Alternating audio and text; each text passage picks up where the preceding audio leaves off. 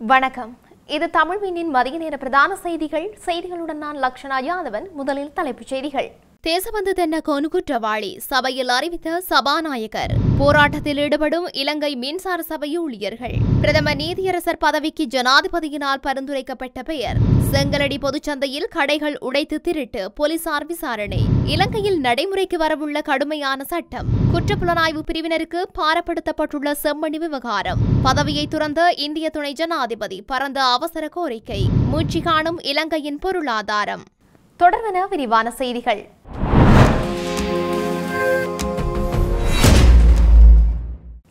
காவல்துறை மா அதிபர் தேசபந்து தென்னகோன் மீதான விசாரணை குழுவின் அறிக்கை நாடாளுமன்றில் ஒப்படைக்கப்பட்டுள்ளதாக சபாநாயகர் ஜகத் விக்ரமரத்ன சற்று முன்னர் அறிவித்திருந்தார்.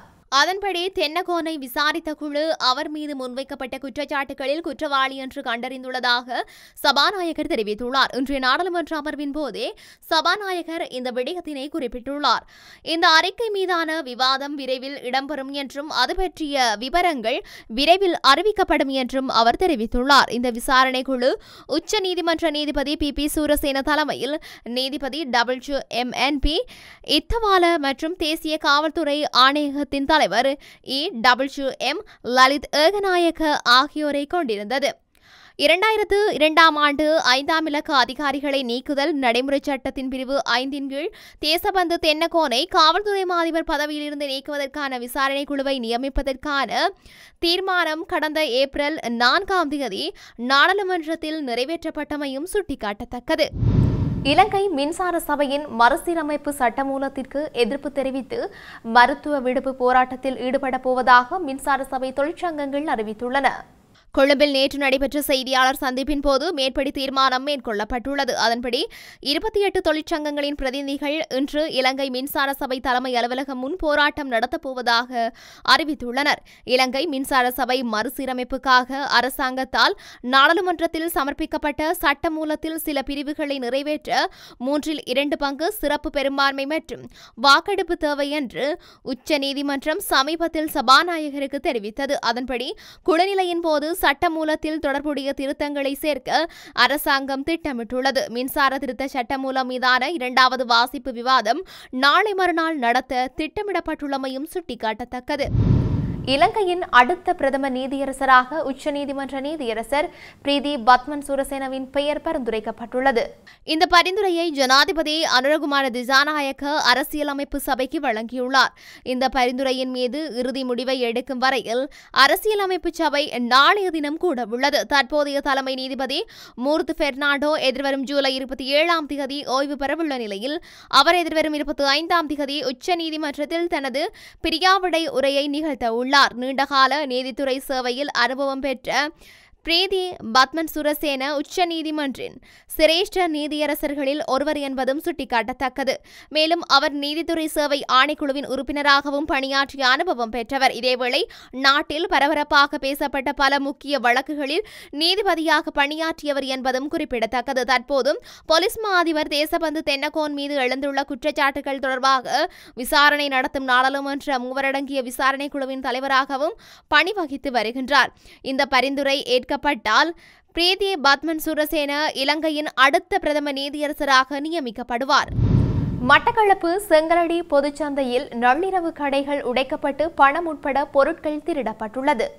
நேற்று முன்தினம் இரவு 11:40 மணியளவில் செங்கலடி பொதுச்சந்தைக்குள் நுழைந்த திருடர்கள் 3 கடைகளை உடைத்து அங்கிருந்த பணம் மற்றும் பொருட்களை திருடிச் சென்றுள்ளனர். திருட்டில் ஈடுபடும் திருடன் ஒருவனின் காணொளி வியாபார நிலையங்களில் உள்ள சிசிடிவி கேமராக்களில் பதிவாகியுள்ளது. இரவு சுமார் 11:40 மணியளவில் இரும்பு ஆயுதம் ஒன்றால் அடித்து 3 கடைகள் உடைக்கப்படும் போது பிரதேச சபையினால் நியமிக்கப்பட்ட 2 காவலாளிகளும் என்ன செய்து கொண்டிருந்தார்கள் என்ற கேள்வி எழுந்துள்ளது. குறித்த சந்தை பகுதி மிகவும் இருள் சூழ்ந்த நிலையில் காணப்படுவதால் அங்கு இரவு நேரங்களில் மர்ம நபர்களின் நடமாட்டம் அதிகரித்திருந்த நிலையில் இவ்வாறான திருட்டு சம்பவம் ஒன்று நடைபெற்றுள்ளதால் செங்கலடி சந்தை பகுதியில் உள்ள வியாபார நிலையங்களின் பாதுகாப்புக்கு உத்தரவாதம் இல்லாத நிலைமை ஏற்பட்டுள்ளதாக வர்த்தகர்கள் குற்றம் சாட்டியுள்ளனர்.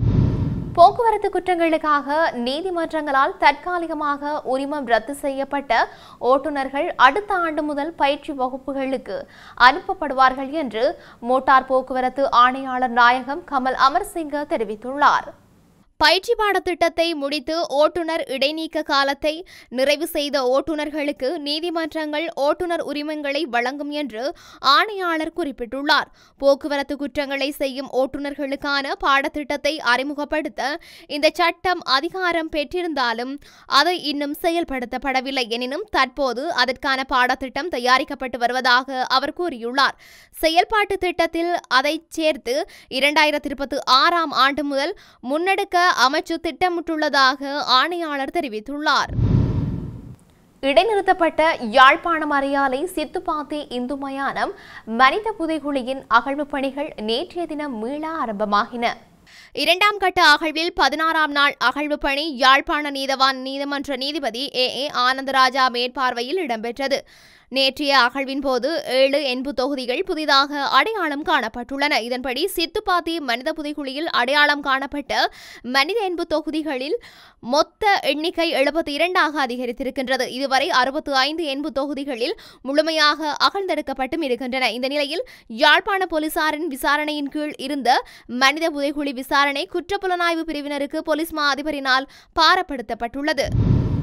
இந்திய துணை ஜனாதிபதி ஜெகதீப் தன்கர் தனது பதவி விலகல் முடிவை மறுபரிசீலனை செய்ய வேண்டும் என காங்கிரஸ் பொதுச் செயலாளர் ஜெய்ராம் ரமேஷ் கோரிக்கை விடுத்துள்ளார்.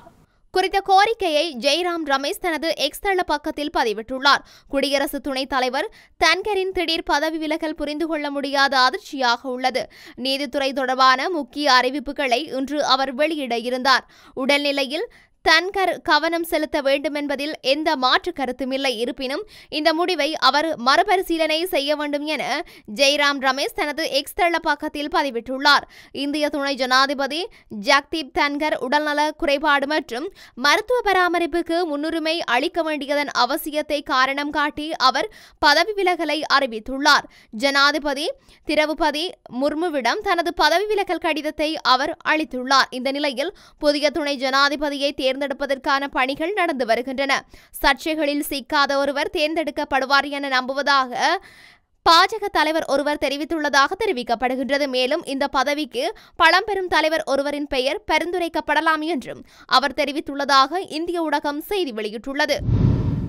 இலங்கையின் பொருளாதாரம் குறிப்பிடத்தக்க மீட்சியை நோக்கி செல்வதாக ப்ளூம்பேர்க் தளம் செய்தி வெளியிட்டுள்ளது.